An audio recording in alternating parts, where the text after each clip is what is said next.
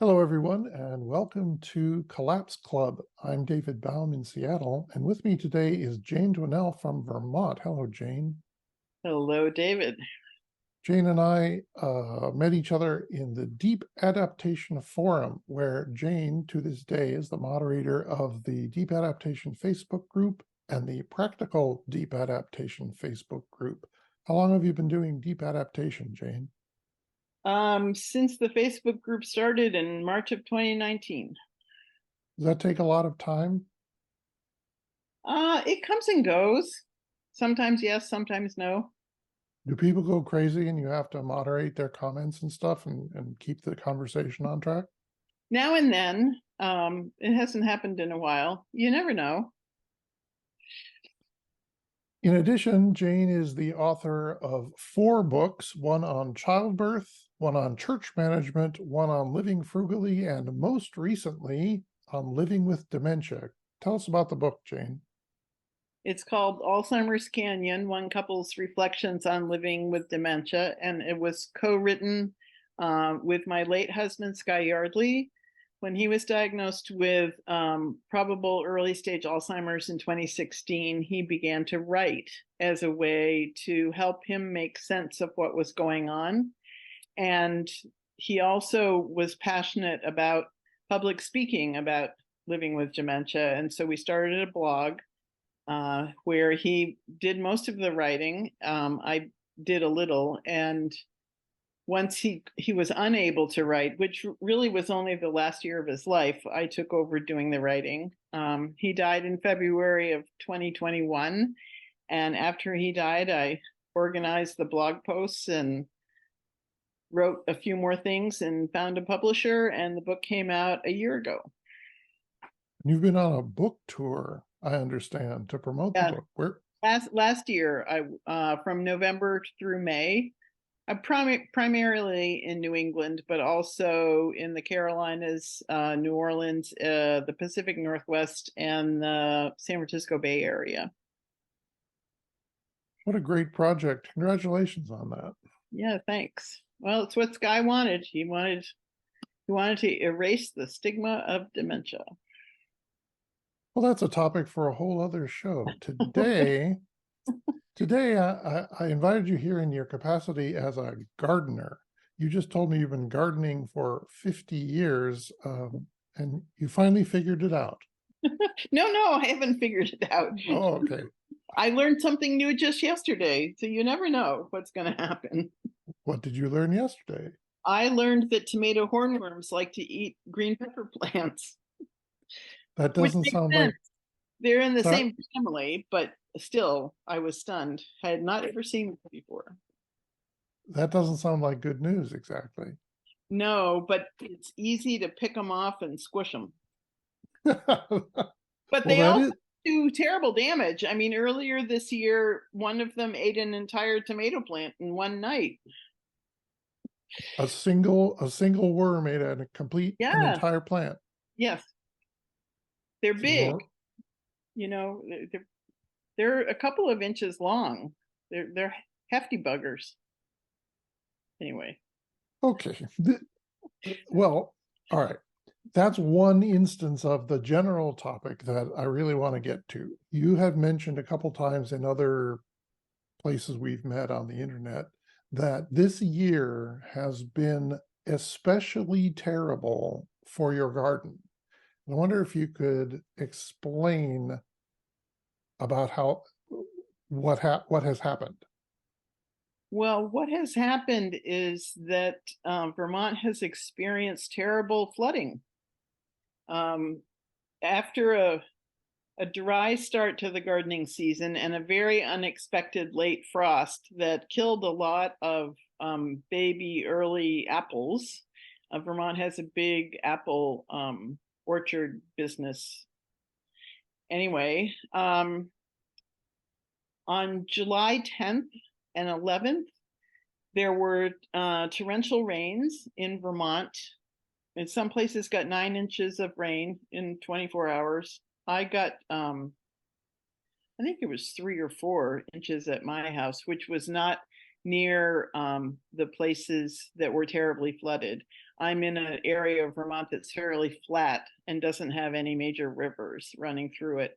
But other parts of Vermont were devastated. Hundreds of people left homeless. Luckily, only 2 fatalities. But it set up a summer of rain, rain, rain, rain, rain. We'd have a day or two with no rain, and then we'd have a day or two or 3 of rain. I myself at my house had 12 inches of rain in July, and I had 9 inches of rain in August, which is a little excessive. So the garden was sopping wet. The soil was drenched. It couldn't breathe. Diseases spread. My tomato plants basically, they didn't quite die, but like they were very sad. I usually can enough tomatoes to last me all winter, 40 quarts or so. I've only canned 7 pints, and I won't be canning anymore. The tomato we had the last week, we did not have rain until yesterday. I had 4 inches of rain yesterday afternoon and evening, and everything's all soggy again. So the diseases spread in the garden. Some things didn't even grow or died as they started to grow. I've planted my beans 3 times. The third round looks better, and but it's just starting to blossom now. And depending on how soon we get our first frost, it may be too late for beans. So it's been unpleasant. You mentioned also that you've noticed things gone awry, not only directly in your garden, but in the environment around you. Birds, insects, etc. What's your report on that? Right. Yeah. Well, I have 25 fruit trees myself, and I haven't got any fruit on them. I mean, I've got a pear tree that maybe has 4 pears on it, and an Asian pear tree with maybe 4 Asian pears on it, and that's it. The blossoms and the bees came at different times. And the Japanese beetles have been very busy this summer. They have decimated my plum trees, eaten all the leaves, along with several other things in my garden. I mean, they're going away now, but every day I would go out with a yogurt container and brush off the Japanese beetles into the yogurt container and flush them down the toilet, which is the only way to get rid of them. And it would be hundreds of them every day. It was astounding. I've never seen anything quite like that. Yes, you were going to ask me something. So it sounds like you're looking at a dysfunction of the usual system or rhythm that brings your garden to life and gives you food. Right. I've had gardening years the way my life was, that my family relied on what grew. I mean, I'm now that I'm a widow and my kids are all grown up, it's just me. And I am privileged enough that I can go to the grocery store. I don't rely on this, but I love gardening and I love canning, and I really think it's fun. And so it's not been that fun this year. I would try to weed or thin carrots or whatever, and the soil was so wet it just pulls everything up. Like you try to weed, and all whatever vegetables you're trying to grow come up with the weeds. So half of my garden now is in buckwheat as a cover crop because so many things died. I had a whole 3x16 bed of leeks. They rotted and died. It's very sad. But I'm growing artichokes for the first time, and they really like a lot of water. So I have had 4 artichokes so far, and there's 4 more coming. Yum. Overall, it sounds like the dread word collapse. Sounds like you might be witnessing the collapse of the food producing environment from the inside. Is that what you feel like? Well, it's gardening used to be very predictable. I mean, my grandmother taught me how to garden, and the rule of thumb was you planted on Memorial Day and you expected your first frost not long after Labor Day. And that, you know, that's how you did it. And you didn't try to grow heat loving crops like artichokes. And I'm also trying sweet potatoes this year. Um, and you can't predict anything.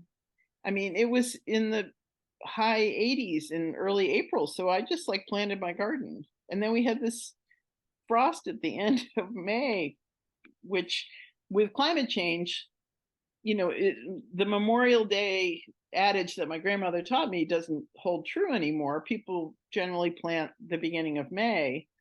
And so this late frost really damaged, the commercial farmers. Vermont has a very lively local food thing happening. And unfortunately, in the floods, a lot of the Vermont vegetable farmers, the fertile soil is in the river valleys.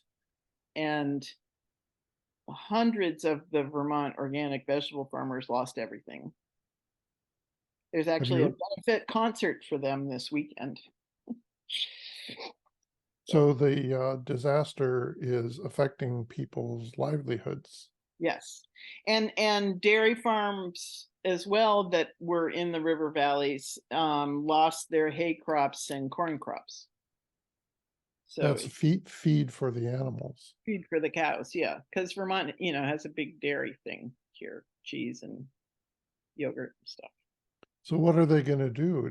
Have you heard anything? Is there chatter on the web?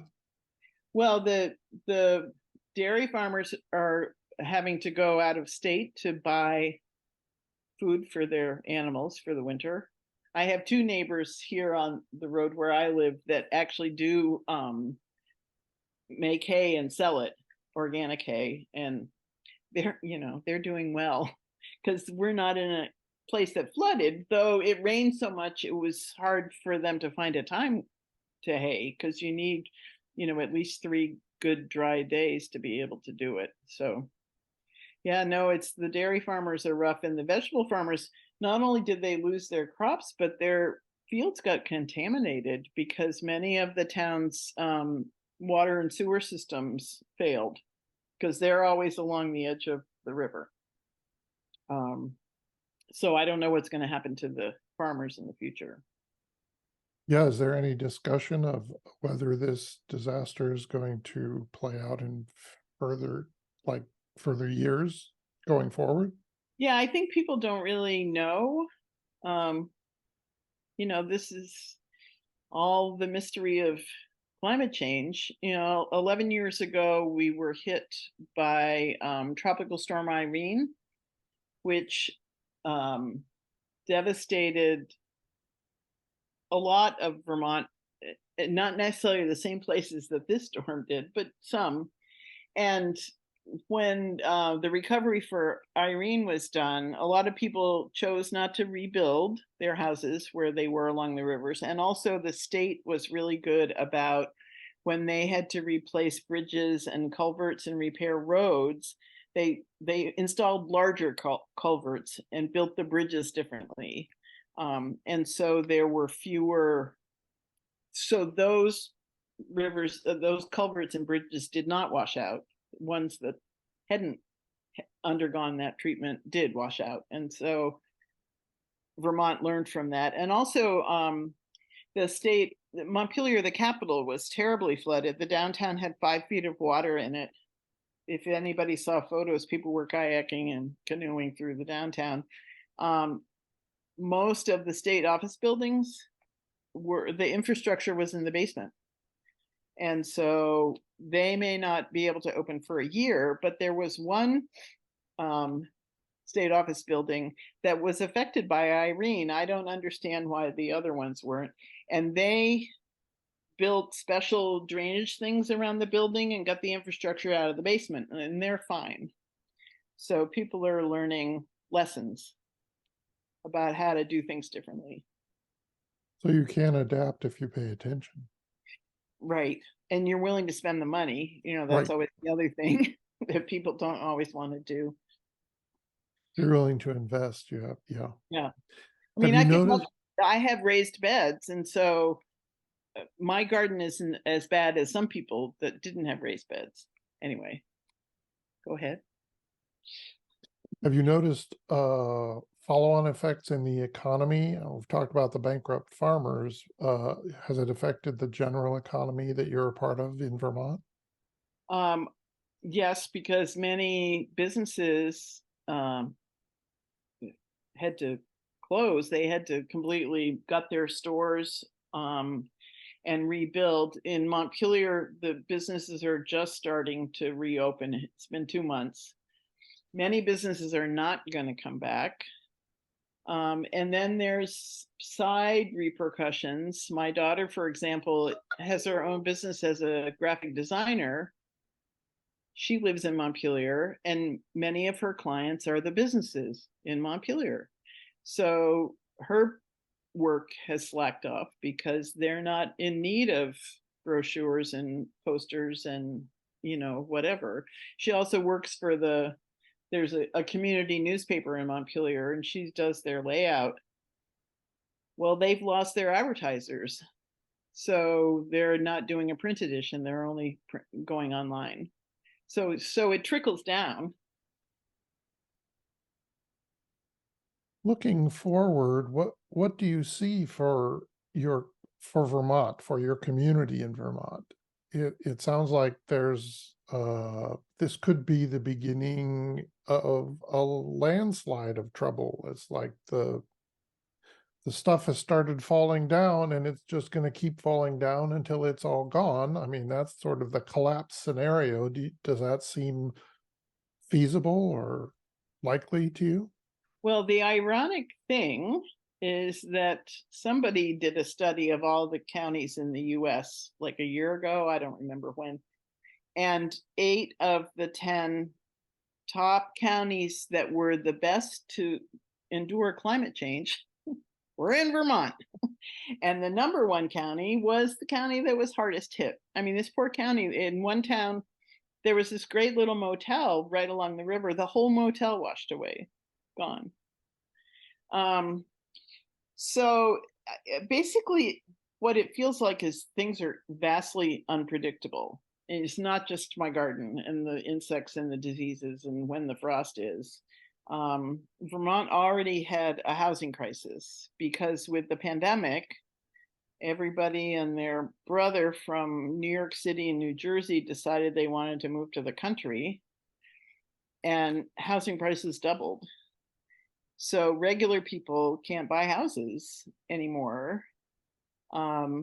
So we're short of housing.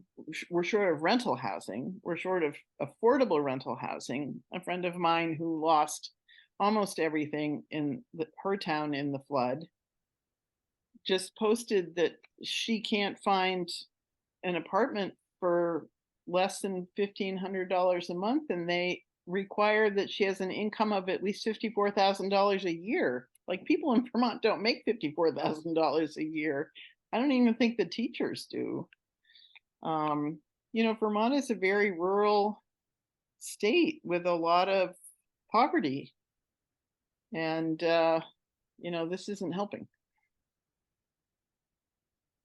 It's hard to see how to make things work then with all these adverse events. Yeah. I mean, the dream would be somebody with a lot of money coming in and building a lot of affordable housing out of the river valleys, in safe places. Somebody even had a fantasy that all of downtown Montpelier should just, this isn't the first time it flooded. It flooded terribly when my father was a boy. He grew up in Montpelier, and so did I. And this one person said, Montpelier is part of the problem, besides a river running through it, is that it's surrounded by hills. And he said, let's move the downtown up on top of one of the hills and turn the downtown into a park. And forget it about the businesses. I mean, that's obviously that's not going to happen, but I think at this point we need like out of the box ideas about how to do things differently, and certainly not building a house on the edge of a river, as scenic as it might be, is not a good idea. Like the people in the Carolinas and Florida that are still building houses on the shore, like, hello, not a bright idea. What are you going to do? What am I going to do? Yeah. Good question. I mean, I feel badly because I'm in, I don't know if a safe place is really the right word, but it's flat. I don't have rivers to worry about. I am on Lake Champlain, and the lake went up 4 feet, and my dock started to float away. But like that's a first world problem. Like, let's not worry about the dock. I got it. I saved it. I have solar panels. I have backup batteries. I've got a new, well-insulated house that I and my family built. This is good. I would love for young people to come and live here so I could teach them what I know and they could help me. I am getting older every day and I won't be able to do this forever, but happy to do it now. I mean, it's what I love to garden. I bought my canner in 1974. It's the same canner I'm using. I paid $50 for it. That was a lot of money in 1974. Finally, how are your spirits? You seem in pretty good spirits, but it must be it must affect you to see all these changes and the uncertainty and the trouble around you. How do you feel? Well, I I feel fine now. When the flooding first happened, I was surprised at how I was so upset about it. Um, I was sad, I was worried for people I knew, and people I didn't know. And like with a lot of natural disasters, the people hardest hit were the low income people. Um, that's where all the big apartment buildings for low income housing were along the rivers in Barrie and Montpelier and Johnson and Hardwick.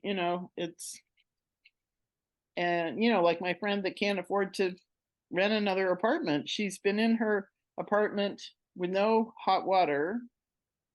The landlord let her and her son come back, and now the landlord said, I'm not going to bother to fix the building, you have to leave. And so I feel very sad for the people that have been affected, and I wish there was a way. I mean, the only way I've been helping is sending money to all kinds of organizations that are helping. And it's Vermont, so people are neighborly and they're stepping up to help. And there've been a lot of fundraisers. A lot of Vermont's famous musicians are doing benefit concerts, Fish and stuff. And Vermont will survive because that's the kind of people we are. But it just makes me wonder what's going to happen next. Like with Hurricane Lee, there's rumors that Hurricane Lee is going to hit New England. So we'll see. They don't know. We'll see. All right. Well, people can find you in the comments of the Deep Adaptation Facebook group. And if they want to read your latest book, Alzheimer's Canyon, how can they find it? Well, they can order it from their favorite independent bookstore. If they're Amazonians, they can get it on Amazon. And it's available at my website, janedwinell.com. Very good.